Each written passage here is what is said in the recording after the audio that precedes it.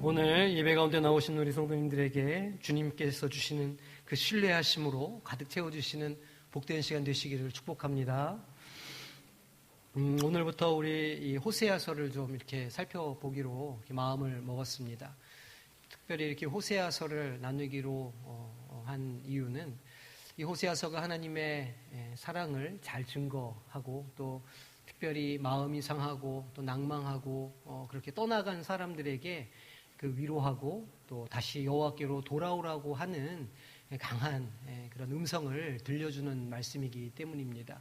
호세아서는 아버지의 마음 끝까지 참으시고 인내하시고 불러주시는 그 아버지의 마음을 잘 드러내고 있는 말씀이어서 이 말씀을 통해서 좀 하나님의 위로를 나누고 또 좀 용기를 드리고 싶고 그런 마음에서 이 호세아서를 좀 보고자 합니다. 이 호세아서는 소예언서 가운데 첫 번째로 나오는 책이죠. 앞에 이제 이사야, 예레미야, 애가, 다니엘 이렇게 이제 앞에 대예언서들이 있는데 그 예언자들이 위대해서 대예언서라 이렇게 불리는 것은 아니고 양이 많아서 대예언서 또 양이 좀 적기 때문에 소예언서 이렇게 분류하고 있습니다. 근데 특별히 소예언서들은 묶어놓은 순서도 그렇고 또 그 구조도 그렇고 특별히 그 패악하고 절망에 빠져 있는 시대 또 그 백성들에게 하나님께서 주시는 위로와 회복의 말씀으로 이렇게 구성이 되어 있는 그런 성경이라고 할 수 있습니다. 그 중에 이제 첫 번째로 나오는 이 소예언서가 호세아서이죠. 이 소예언서의 예언자들은 타락한 선민 이스라엘을 향해서 하나님의 경고를 이렇게 전하고 있고 또 마지막 이스라엘의 그 몰락을, 그러니까 북이스라엘의 몰락을 함께 경험하는 또 남유다의 그 몰락까지도 함께 경험하는 그 사람들의 그 이야기입니다. 이들의 예언은 곧 하나님의 말씀이었고 또 그 말씀에는 하나님께서 그 백성들을 얼마나 사랑하시는지 또 얼마나 그들을 안타까이 여기시는지가 이렇게 잘 드러나 있습니다. 하나님께서는 아브라함과 이삭과 야곱에게 언약을 주셨습니다. 그 언약이 무엇일까요? 자손들이 모래의 티끌처럼 바다의 모래의 티끌처럼 많게 될 것이다. 하늘의 별처럼 많게 될 것이다 라는 것이었습니다. 그리고 하나님의 백성들이 복이 되어서 그 사람들에게 복을 전해주는 통로가 될 것이다. 이것이 이제 하나님의 언약이었습니다. 하나님께서는 그 백성을 선택하셔서 그들을 통해서 세상 많은 민족들에게 복을 흘러가게 하시고자 하는 계획을 본래 갖고 계셨던 것이죠. 근데 언약대로 가나안 땅이 그 백성들에게 이렇게 주어진 이후로 그들은 마음이 조금 변했던 것 같습니다. 그래서 때로는 하나님의 언약을 모른 채 하거나 또 혹은 잊어버리거나 또 혹은 무시했습니다. 가나안 땅에서 영원히 복을 받을 것이라고 하는 이 하나님의 언약은 그 언약의 파트너였던 사람들의 그 약속의 파기로 인해서 깨어지고 공중에 뜬 그런 약속이 되고 말았습니다.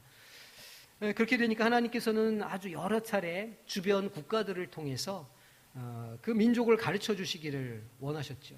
고통은 하나님의 메가폰이라는 말이 있는 것처럼 이 민족들이 이렇게 시비를 걸고 어려움을 당하게 하는 과정을 통해서 하나님은 그 백성을 돌이키기를 원하셨던 겁니다.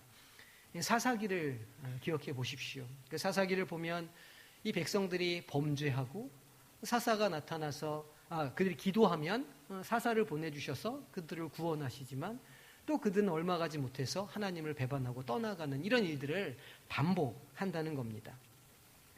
하지만 다윗과 솔로몬 시대 이후로 그 언약의 땅은 그 가나안 땅은 남과 북으로 완전히 나뉘어지게 되고 후에는 아수르에 의해서 또 바벨론에 의해서 완전히 멸망을 당하게 됩니다. 그 마지막 때에 이 예언자들은 하나님의 마음을 전하기 위해서 굉장히 애쓰고 노력을 했다는 것이죠. 하나님은 예언자들의 입을 통해서 하나님의 사랑을 알려주시고 하나님의 마음을 자꾸 이렇게 보여주셨지만 정작 이스라엘은 귀를 닫고 눈으로 보지 않아서 하나님의 음성을 들으려 하지 않았고 보지 않으려고 했다는 겁니다. 특히 오늘 이 호세아서가 기록하고 있는 이 시대적인 배경은 마치 오늘날 우리나라를 둘러싸고 있는 정세와 굉장히 유사하다고 할 수 있습니다. 사방으로 강대국들에 둘러싸여 있고 그 강대국들은 패권을 차지하기 위해서 서로 시비를 붙고 싸움을 하고 또 주변에 있는 작은 나라들을 이렇게 이간질하고 자기 나라로 편입시키려고 하는 그런 노력들을 계속하고 있었다는 것이죠. 이때 이 선민 이스라엘이 진정으로 의지해야 할 것은 사실은 아수르나 아니면 이집트나 바벨론은 아니었던 겁니다. 하나님께서는 수차례 그 민족들이 아니라 나를 의지해야 한다고 경고하셨지만 그러나 이스라엘의 왕들은 끝끝내 하나님을 의지하지 않았고 그 이민족들을 의지하는 불신앙을 보였습니다. 하지만 하나님은 그들을 여전히 사랑하셨고 그들을 구원하기를 원하셨습니다. 사실은 그게 우리가 오늘 보아야 하고 기억해야 할 굉장히 중요한 복음의 뉴스라고 할 수 있습니다. 비록 우리는 떠나가지만, 비록 우리는 실수하지만, 우리는 집을 나간 둘째 아들과 같지만 하나님은 여전히 우리를 사랑하시고 우리가 돌아오기를 바라고 계신다는 겁니다. 이 호세아의 시대에도 그렇고 바로 오늘 우리의 삶에서도 하나님은 계속해서 우리의 마음에 말씀하고 계시는 것이죠. 여호와께로 돌아가자. 이렇게 말씀하시는 겁니다. 하지만 그의 백성은 끝끝내 하나님을 외면했습니다. 하나님의 마음은 이 예언자들의 언어를 우리가 미루어 보건대 큰 배신감과 안타까움을 갖고 계신 것으로 그렇게 보입니다. 그의 자녀들이 어떤 형편에 있더라도 하나님은 그들이 돌아오기를 바라셨습니다. 돌아오라. 하나님은 호세아 선지자의 입을 통해서 계속해서 말씀하고 계시는 것이죠. 왜 돌아오라고 하시겠습니까? 그 자녀들을 사랑하셨기 때문입니다.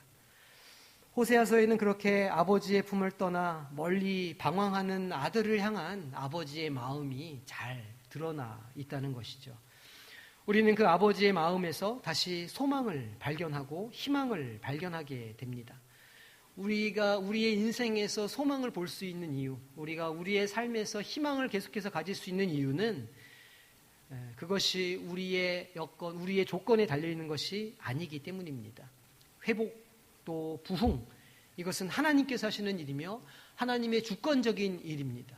그래서 우리 안에 계시는 하나님을 바라볼 때 우리 안에서 언제든지 이 소망과 희망을 찾아볼 수 있다는 겁니다. 우리가 할 수 있는 일은 그저 아버지께로 돌아가면 되는 일입니다. 둘째 아들이 그 돼지 우리에서 돼지 쥐염 열매를 함께 먹으면서 고생을 하다가 어떤 마음을 먹었습니까? 내가 여기서 이렇게 살다가 죽는 바에야 차라리 집으로 돌아가서 내가 그 집 종으로 살다가 죽겠다. 이런 마음을 먹는 것 아닙니까? 그 아들은 아버지가 자기를 받아줄 것이라고는 기대하지 않았던 겁니다. 그러나 그가 아버지의 집으로 돌아갔을 때 아버지는 어떻게 하셨을까요? 그 아들을 안아주고 잔치를 벌이고 그리고 그 아들의 권리를 복권시켜 주었습니다. 큰아들이 질투를 느낄 정도로 그 아들을 사랑하는 마음을 그렇게 계속해서 가지고 계셨다는 겁니다. 우리는 호세아를 통해서 그 아버지의 마음을 경험하고 오늘 우리를 향하신 마음을 확인해서 그 회복을 소망할 수 있게 되는 겁니다. 앞으로 함께 보게 될 이 호세아서를 통해서 이 회복의 은혜를 경험하시는 우리 성도님들이 되시기를 주님의 이름으로 축원합니다. 이스라엘이 가나안 땅에 이제 이렇게 들어가게 됩니다. 여호수아의 군대를 필두로 해서 정복 전쟁을 하고 가나안에 정착을 하게 되는데 사실은 그 땅에 위협이 있었습니다. 그 땅에 거류하던 거류민들이었죠. 심지어 그들은 철기 문화를 가지고 있었습니다. 그들의 철병거가 있었다는 말입니다. 철병거를 지닌 블레셋을 무찌르고 그 땅을 차지하는 것처럼 보였지만 그러나 진짜 그 블레셋 땅에 존재했던 위협은 철병거가 아니었습니다. 정말 이스라엘을 곤란하게 만들었던 것은 그 가나안 땅에 존재하는 종교였습니다. 넘쳐나는 제사, 약속된 복을 골자로 한 이 블레셋의 신들은 조금씩 선민 이스라엘의 몸과 마음을 갉아먹었고 여호와의 신앙조차도 아주 이질적인 것으로 그렇게 바꾸어 놓았습니다. 예언자들이 맞닥뜨려서 싸운 대상의 겉모습은 마치 여호와의 신앙처럼 보였지만 실상은 바알 신앙과 다르지 않은 이스라엘 그 자신들이었던 겁니다. 호세아는 이 요아스의 아들 여로보암이 북왕국의 왕으로 있던 때에 있었던 이 선지자입니다. 그런데 오늘 말씀 1절을 보면 남왕국 히스기야 때와 비교하면서 이 말씀을 시작하고 있습니다. 이것은 이 여로보암과 히스기야, 그러니까 북이스라엘의 어떤 전성기 그리고 남유다의 전성기를 서로 비교하면서 그 두 시대가 어떻게 다른지를 보여주기 위한 것이라고 할 수 있습니다. 우리가 잘 아는 것처럼 이 히스기야 왕은 하나님을 잘 경외하는 왕이었고 하나님을 예배하는 왕이었습니다. 그렇기 때문에 하나님께서 그의 나라를 축복해 주셨고 하나님이 그 나라가 부강하게 되는 원인과 이유였습니다. 반대로 이 북이스라엘의 여로보암 왕 때에도 마찬가지로 부귀를 누리고 나라가 강성했지만 그들이 누린 부귀와 강성은 하나님으로 인한 것이 아니라 그들의 힘과 능력에 말미암은 것이었습니다. 이후 이 두 나라의 운명은 극명하게 갈리게 됩니다. 남왕국 왕이었던 히스기야가 하나님의 말씀을 잘 듣고 또 그의 그 뒤를 잇는 왕들도 하나님의 말씀을 듣는 사람들이 대부분이었다면 여로보암과 그 이후에 있는 왕들은 하나님을 모르고 하나님을 멀리하는 그리고 도리어 이방 신들을 의지하는 그런 삶을 살았던 왕이라고 할 수 있습니다. 이 여로보암은 주전 750년까지 왕위로 있었습니다. 지금부터 잠깐의 북이스라엘 역사를 말씀드릴 텐데 조금 복잡할 수 있습니다. 그런데 이 역사를 머리에 잘 넣고 계셔야 나중에 호세아서 또 후에 있는 소예언서들을 보실 때 이해가 잘 되니까 잘 들어보시기를 바랍니다. 제가 최대한 쉽게 설명드릴 건데 아마 잘 이해가 되시리라 그렇게 믿습니다. 이 여로보암은 주전 750년까지 왕으로 있었습니다. 그 후로부터 28년 후에, 그러니까 여로보암이 왕에서 내려오고 28년이 지난 후에 아수르에 의해서 나라가 완전히 멸망하게 됩니다. 그러니까 약 30년 정도의 시간이 더 이렇게 있었던 것이죠. 이 여로보암의 시대는 겉으로는 아주 멀쩡한 시대였습니다. 정치적으로는 정적들이 모두 다 제거되어서 강력한 중앙 집권의 통치를 하고 있었습니다. 정치적으로 안정되어 있었죠. 그리고 경제적으로도 평안을 누리고 있었습니다. 잘 사는 나라가 되었다는 말이죠. 하지만 그 내면을 보면 우상 숭배와 탐심과 탐욕으로 썩어가고 있었던 겁니다. 여로보암이 죽고 나서 그의 아들 스가랴가 왕위에 오르게 되는데 6개월 만에 구테타가 일어납니다. 그래서 살룸이라고 하는 자에게 그 아들이 죽임을 당하게 되는 것이죠. 그리고 살룸이 왕위에 오릅니다. 그런데 이 살룸도 한 달 만에 무나햄이라고 하는 대신에게 죽임을 당하게 되는 것이죠. 그러니까 7개월 만에 2명의 왕이 죽었고 새로운 왕 무나햄이라고 하는 자가 왕으로 올라오게 되는 겁니다. 그런데 이 무나햄이 왕이 된 다음에 8년 정도를 다스리게 되었는데 이 무나햄은 굉장히 난폭하고 흉폭한 왕이었던 것으로 그렇게 기록하고 있습니다. 열왕기하 15장을 보면 이 딥사라고 하는 곳을 이제 점령하는 전쟁을 했는데 그때 이 아이를 뵌 여인의 배를 갈랐다. 이런 기록이 이 성경에 있을 정도입니다.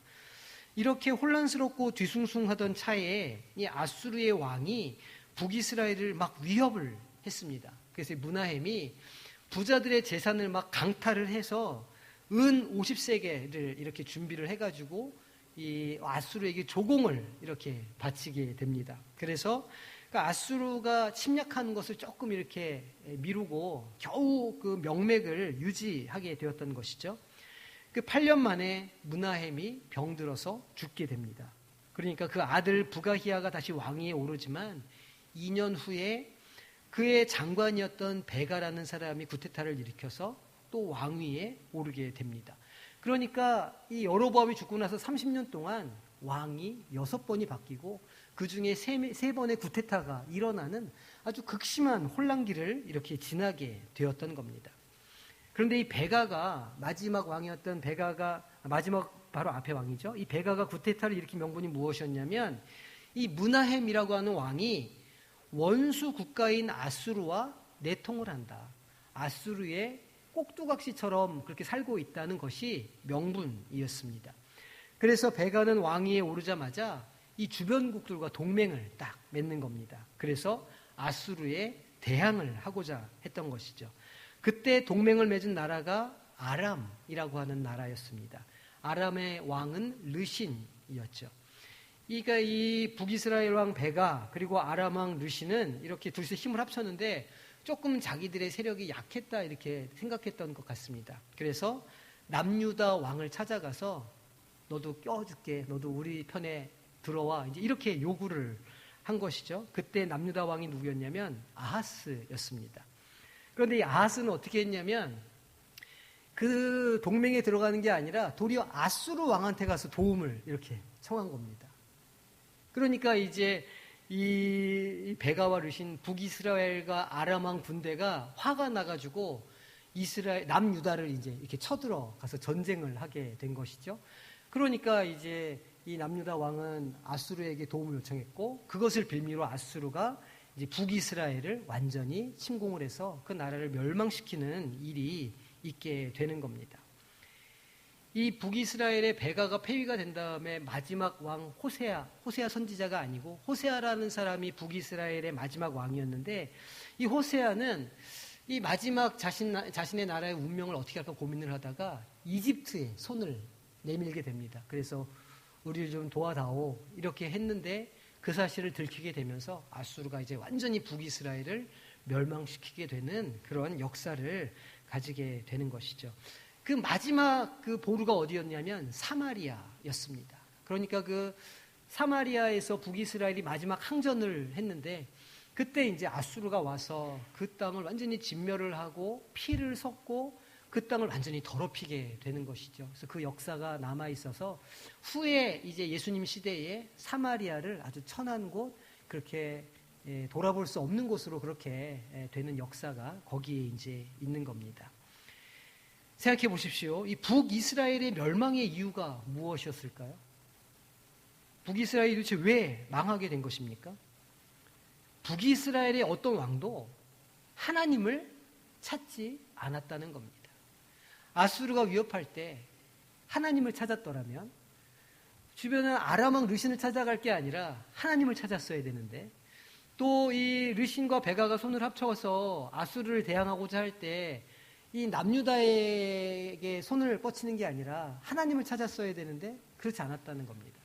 사실은 남유다 아하스 왕도 그 순간에 아수르가 아닌 하나님을 찾았어야 되는데 이 사람도 아수르를 찾아갔던 것이죠.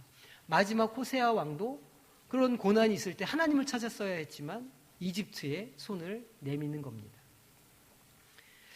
사실은 이미 이 북이스라엘에 있는 그 선민 이스라엘의 마음에 하나님이 안 계셨던 것이 아닌가 우리가 그렇게 생각해 볼 수 있는 것이죠. 고난이 오고 어려움이 닥친다면 우리는 우리 삶에서 우리를 도와줄 사람을 찾게 됩니다. 그런 사람들이 생각나지 않겠습니까? 예를 들어서 급하게 사고가 난다. 그러면 전화를 들고 누군가에게 우리가 전화를 할 거라는 말입니다. 근데 사실은 그런 순간에 우리 그리스도인들은 우리 입에서 누구의 이름이 나와야 하는 것인가요? 주여. 이게 나와야 되는 것 아닙니까? 저희 이제 큰 이모의 남편이죠. 그러니까 외숙 어떻게 됩니까? 이모부. 큰 이모부가 이제 돌아가신 지가 좀 됐는데 그분이 이렇게 신앙이 썩 이렇게 있으신 분은 아니었어요. 근데 이제 명절 때 이렇게 모이면 식구들이 다 모이고 이제 이렇게 외가댁에서 이렇게 밥을 먹고 이야기를 나누고 이렇게 하는데 제가 이제 그때 이제 신학을 막 시작할 때라 제 입에도 주여가 붙어 있을 때입니다. 그러니까 뭘 해도 아이고 주여 이제 이렇게 나오는데 제가 이제 뭘 하다가 뭐 설거지 뭐 이런 걸 하다가 이제 아이고 주여 이렇게 했더니 우리 그 이모부께서 아유 어떻게 예수 믿는 사람들은 하나같이 입버릇이 그렇게 똑같아 이러면서 이제 투덜대셨던 기억이 납니다. 그런데 아닌 게 아니라 우리 그리스도인들 입에는 그 주여가 달려 있어야 된다는 겁니다. 고난을 당할 때 주여, 도움이 필요할 때 주여, 삶에 괴로움이 있을 때 주여. 항상 주님을 찾고 주님을 구하는 것이 우리의 인생이어야 하고 우리의 삶이 되어야 한다는 말입니다. 그런데 때로는 우리의 마음속에 그렇게 입술로는 주여라고 하면서 다른 것을 의지할 때가 종종 있다는 말입니다. 북이스라엘이 아마 그랬던 것이 아닌가 생각이 됩니다. 그런데 도대체 언제부터 그들 마음 중심이 하나님으로부터 멀어지게 되었을까? 아마도 이 가나안 땅에 그들이 정착한 그 순간부터 이 그들 내면에는 이 불신앙이 조금씩 이렇게 자라고 있었던 것으로 보입니다.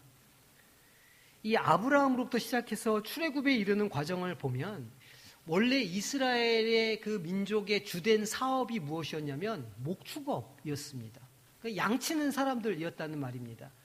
지금도 이 베두인족을 보면 천막을 치고 양떼를 먹으면서 이렇게 살아가는 민족도 있지 않습니까? 그들처럼 그 애굽에서도 그랬고 출애굽 40년의 시간도 그랬고 그리고 실제로 가나안에 정착해서도 굉장히 많은 사람들은 이 목축업을 통해서 그 생계를 이어가는 그런 민족이었다는 말입니다. 그들이 그렇게 양을 치며 살다가 가나안 땅에 들어갔을 때 이 가나안에 있던 거류민들의 주된 생업은 무엇이었을까요? 이들은 농사를 짓는 사람들이었습니다. 전에도 한번 말씀드렸지만 이렇게 들에서 텐트를 치고 이렇게 항상 거주지를 이동하면서 사는 사람들의 삶과 한 곳에 정착해서 곡식을 거두어가면서 사는 사람의 삶의 질은 굉장히 다를 수밖에 없는 겁니다. 제가 이제 전에 이 말씀을 드릴 때 목축을 하던 사람들이니까 이 사람들은 얼굴도 까맣고 이랬을 건데 아마 가나안 땅에 들어서 정착민들을 보니까 얼굴도 번지르르하고 되게 잘 사는 사람 같아서 기가 죽었을 거다 그렇게 설명을 전에 제가 했더니 제 아내가 거기 사람들도 농사 졌기 때문에 얼굴 까맸을 거다 저한테 그렇게 따지더라고요. 근데 맞죠. 얼굴은 까맸지만 한 곳에 정착해서 농사를 짓고 산다는 것은 삶이 안정되어 있고 예상된 수입이 있고 말하자면 재산을 이렇게 축적하는 삶을 살 수 있었다는 말입니다. 그러니까 삶의 질이 굉장히 다른 삶을 살았다는 것이죠. 이들이 가나안 땅에 정착해서 제일 먼저 본 것이 무엇이냐면 바로 그것이었습니다. 이 사람들 잘 사는데? 우리보다 훨씬 괜찮게 사는데? 그러니까 이 이스라엘의 마음속에 어떤 생각이 들었냐면 우리도 잘 살아보자. 캠페인송이 울려 퍼진 겁니다. 그들의 마음속에. 어떤 노래가 울려 퍼졌을까요? 잘 살아보세, 잘 살아보세, 우리도 한번 잘 살아보자. 그래서 이제 농경을 시작하고 그들의 문화에 동화되어 가기 시작했을 거라는 말입니다. 그런데 그 가나안 땅을 관장하는 주신이 무엇이었냐면 우리가 잘 아는 것처럼 바알 신이었습니다. 보통 송아지로 이렇게 뿔 달린 송아지로 표현되는 이 바알 신이었는데 이 바알은 폭풍의 신, 그러니까 말하자면 날씨의 신이었던 겁니다. 이 바울 신앙은 가나안 농사를 위한 기후 변화와 이렇게 맞물려 있는 신이었기 때문에 이 바울 신앙은 일종의 삶의 문화처럼 그 땅에 녹아 들어 있었던 겁니다. 말하자면 24절기를 우리가 지키면서 파종을 하고 곡식을 거두는 것처럼 이 가나안 땅의 삶도 이 바알 신앙에 따라서 곡식을 뿌리고 그것을 거두는 일이 익숙해 있던 땅이었다는 말입니다. 농사를 잘 지으려면 바알 신앙을 따라가야 농사를 잘 지을 수 있었던 것이죠. 어느 순간 여호와의 신앙은 그래서 바알 신앙과 유사하게 변해갔던 겁니다. 하나님께 기도할 때 이들이 어떻게 기도했냐면 하나님, 우리가 하나님께 영광을 올려드리고 우리가 하나님의 복이 되게 해주십시오. 이렇게 기도한 것이 아니라 바알 신앙에 이렇게 오염이 되어서 그들의 기도가 하나님, 이 땅이 풍성한 수출을 내게 해주십시오라는 기도로 변해갔던 겁니다. 그냥 그 기도만으로는 그렇게 이상할 것이 없는 것이죠. 하지만 그 중심에는 그들의 삶의 변화, 그들의 마음의 중심이 하나님으로부터 그 가나안 땅 자체로 옮겨가고 있다는 것을 보여주었던 겁니다. 산당이 막 세워지고 호화롭고 정성 가득한 제사상을 이렇게 차리게 되는 겁니다. 자신들의 운명을 점치는 것처럼 그렇게 묻기 시작했고 가나안 사람들을 흉내내어서 곳곳에 우상을 세우는 일이 벌어지게 되었습니다. 그게 열왕기서에 기록되어 있는 내용들입니다. 시간이 흐르자 결국 이 북이스라엘은 돌이킬 수 없는 우상 숭배에 빠지고 말게 된 겁니다. 어느 순간에는 자신들이 우상 숭배하는지도 모르고 우상을 숭배하고 있었던 그런 모습을 가지게 되었습니다.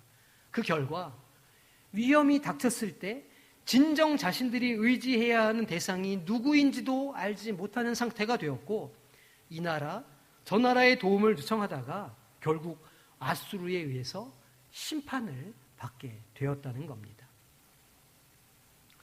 물론 그들이 그렇게 엇나갈 때까지 하나님께서 계속 침묵하고 계셨느냐? 전혀 그렇지 않습니다. 하나님은 끊임없이 자신의 백성들과의 대화를 시도하셨습니다. 그게 예언자들의 선포이며 경고였습니다. 오늘 호세아도 바로 그런 때 그러한 하나님의 마음을 선포하고자 하나님께서 선택했던 사람이었습니다. 호세아는 야곱의 12아들 중 9번째 아들인 이사갈의 21번째 자손입니다. 부엘이의 아들이라고 1절에서 기록하고 있죠. 이것을 기록하고 있는 이유는 그가 정통성을 가진 예언자라는 것을 우리에게 알려주기 위해서입니다. 그 당시에 하나님의 뜻을 오역해서 사람들의 귀에 달콤하게 들리게 그렇게 말하는 선지자들이 너무나 많이 있었습니다. 마치 자신들의 이야기를 하나님의 말씀인 양 대언해서 그들의 마음속에 하나님의 말씀이 잘못 증거되도록 하는 사람들이 많았단 말입니다. 이 호세아의 족보가 기록되어 있는 이유는 그가 하나님의 말씀을 가감없이 전할 자격이 있는 사람이었다는 것을 보여주고 있는 겁니다. 또 이 호세아라고 하는 이름의 뜻은 자기 백성을 구원하다라고 하는 이름입니다. 딱 생각나는 이름이 있으시죠? 예수도 건져내다, 구원하다라는 이름 아닙니까? 같은 이름입니다. 호세아, 여호수아, 예수 다 같은 이름인 것이죠. 지난주에 제가 이름값하고 살자 이렇게 말씀드렸는데 그런 의미에서 호세아는 그 이름값을 한 사람이라 이렇게 말을 할 수 있습니다. 하나님께서 그 선민 이스라엘을 그리고 오늘 영적 유산을 받은 우리를 어떻게 구원하시겠습니까? 바로 그 아들 예수 그리스도를 통해서 구원하시는 겁니다. 그 독생자를 아끼지 않으시고 우리에게 주시는 이유는 우리를 그 아들을 주실 만큼 사랑하시기 때문입니다. 그래서 하나님의 구원은 하나님의 성품에 근거하는 것이죠. 하나님의 성품은 어떤 것입니까? 변하지 않는다. 하나님은 사랑이시다. 하나님은 우리의 구원자가 되신다. 하나님은 자비의 하나님이시다. 이 하나님의 성품에 근거해서 우리가 구원받았음을 확신할 수가 있는 것이죠. 그런 면에서 보자면 호세아를 우리는 사랑의 선지자라고 부르기도 하는데 그 아버지 하나님의 마음이 호세아를 통해서 잘 전달되고 있기 때문입니다. 특히 호세아서가 참 놀랍고 아름다운 것은 호세아가 말로만 하나님의 말씀을 증거하는 사람이 아니었다는 데 있습니다. 호세아는 하나님께서 부르시고 하나님께서 시키시는 대로 자신의 삶을 그 자체를 하나님의 예언으로 이렇게 드린 사람이었습니다. 가늠한 부인을 용서하고 다시 데려오기를 반복하는 모습이 호세아서에 계속해서 나와 있습니다. 대부분의 사람들은 자신의 간음은 감추고 대수롭지 않게 여기는 반면에 다른 사람의 간음은 죽일 죄로 간주해서 몰아붙이는 경우가 참 많이 있습니다. 네 글자로 뭐라고 부를까요? 내로남불 이렇게 부르는 것 아닙니까? 호세아 선지자는 그의 삶을 통해서 하나님의 말씀을 대언하고 하나님의 마음을 전하는 겁니다. 그의 결혼 생활을 통해서 그가 어떤 사람을 사랑하게 되었고 그 사람을 얼마만큼 용서하고 끝까지 사랑한지를 직접 보여주면서 하나님의 사랑이 어떠한지를 우리에게 알려주고 있다는 겁니다. 그게 호세아 선지자가 위대한 점이고 뛰어난 점이며 우리에게 감동을 주는 점입니다. 말씀을 대언할 뿐만 아니라 그 말씀대로 실제 삶을 살아간 사람의 모범이 되기 때문입니다. 우리도 호세아와 같이 선포된 말씀이 우리의 머리에만 머무르는 것이 아니라 우리의 삶에 실제로 역사하는 말씀으로 성육신하는 삶을 살아야 할 줄로 믿습니다. 이 서두에 잠깐 말씀드린 바와 같이 이 호세아가 활동하던 시기는 오늘날 우리 시대와 너무나 그 유사한 점이 많습니다. 남북으로 갈라져 있었고 또 여로보암이 40년 동안 통치하면서 그 나라가 경제적으로 아주 부국이 되었습니다. 부족한 것이 없었고 아쉬운 게 없는 그런 나라였습니다. 그러다 보니 신앙이 더욱더 변질되기 시작했던 것이죠. 2단, 3단, 4단이 활기를 치기 시작했습니다. 도덕적으로 부정부패가 만연해 있었고 각처에서 거짓 선지자들이 나타나기 시작했던 겁니다. 오늘날 우리 시대는 어떻습니까? 우리도 남북이 갈라져 있습니다. 경제적으로 부유한 나라가 되어 있습니다. 겉으로는 적어도 부족하기는커녕 아주 화려한 시대를 살아가고 있다는 것이죠. 그리고 강대국들에 둘러싸여 있어서 지금 각 나라들이 전쟁을 하고 어떤 일들이 어떻게 벌어질지 모르는 그런 상황에 있는 겁니다. 미국은 자기 편에 붙어라 이렇게 이야기하고 중국은 자기 편에 붙어라 이렇게 이야기합니다. 그 사이에 껴서 이러지도 저러지도 못하는 그런 나라의 형편인 것이죠. 하지만 이 나라를 위해서 기도해 오고 헌신해 왔던 우리 부모님들의 신앙이 오늘 우리의 자녀들에게 과연 잘 전해졌을까? 우리의 오늘날의 신앙은 과연 변질되지 않고 잘 살아 있을까? 이렇게 보면 이 호세아서가 기록된 시대와 크게 다르지 않은 게 아닌가 우리가 돌아보아야 한다는 겁니다. 하나님을 의지하지 않고 자신의 재물을 의지하고 권력을 의지하고 또 더 큰 권력과 재물을 가지기 위해서 영혼까지 끌어다가 그렇게 살아야 하는 사회를 살고 있으니 호세아의 선포와 그의 삶은 오늘 이 나라 이 민족 우리 교회에도 동일하게 선포되는 말씀이라 할 수 있는 겁니다. 이런 혼란과 배교 또 변질 언약 파기에도 불구하고 참으로 다행인 것은 희망이 있는 것은 하나님께서 그 백성을 여전히 사랑하셨다는 데 있습니다.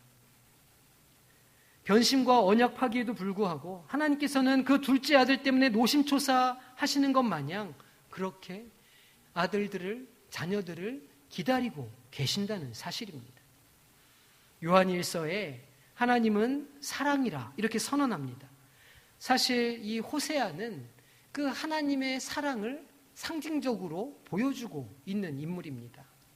그의 아내 고멜과 그 자식들은 오늘을 살아가는 우리의 모습을 상징하는 것이라 할 수 있죠. 끝없는 사랑과 용서에도 불구하고 계속해서 타락하기를 즐기며 살아가는 호세아의 가족들이 바로 우리의 모습입니다. 그럼에도 불구하고 또다시 사랑으로 돌아오기를 기다리는 호세아의 그 모습, 바로 아가페의 사랑을 깨닫기를 원하는 이 마음에서 우리는 하나님의 사랑을 우리의 죄를 구원하시기 위해서 예수 그리스도를 보내주시는 하나님의 사랑을 발견할 수 있다는 것이죠. 시편 49편 20절을 보니까 이런 말씀이 기록되어 있습니다. 존귀하나 깨닫지 못하는 사람은 멸망하는 짐승 같도다.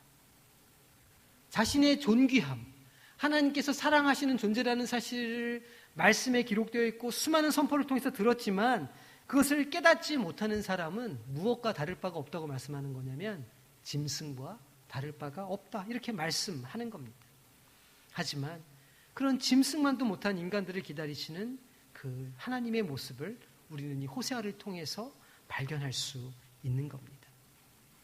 이 사랑을 설명하기 위해서 호세아의 가정을 모델로 하나님께서 삼으신 것이죠. 일찍이 창세기를 통해서 하나님께서 사랑하는 아담에게 가장 먼저 선물로 주신 것은 가정이었습니다. 가정을 통해서 사랑을 알게 하시고 사랑을 통해서 그 삶이 복되도록 만들어 주셨다는 겁니다. 만약 우리 인생들에 가정이 없었다면 하나님의 사랑을 알지 못하고 살았을 겁니다. 가정을 통해서 사랑을 주는 법을 알게 하시고 사랑을 받는 법을 배우게 하셨다는 것이죠. 그런데 어느 가정이든 이 사랑이 넘치는 가정이 되기 위해서는 사실은 이 가장 되는 남편의 역할이, 남자의 역할이 가장 중요하다고 할 수 있습니다. 남편이 잘해야 자식들도 아버지의 등을 보며 자라는 것이고 그 아내도 힘을 얻게 되는 것이죠.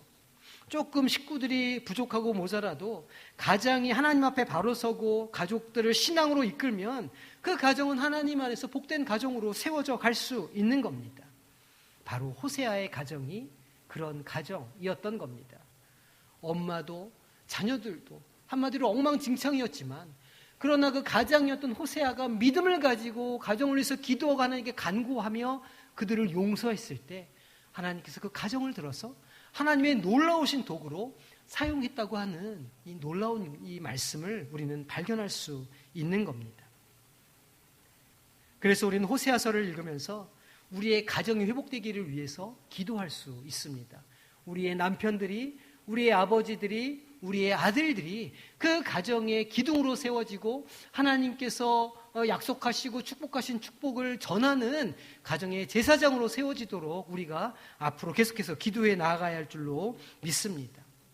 또 호세아서에서 우리가 볼 수 있는 것은 회개하기를, 회심하기를 끝까지 기다리시는 하나님의 모습입니다. 아버지의 마음은 언제나 그 자녀가 돌아오기를 기다리는 마음입니다.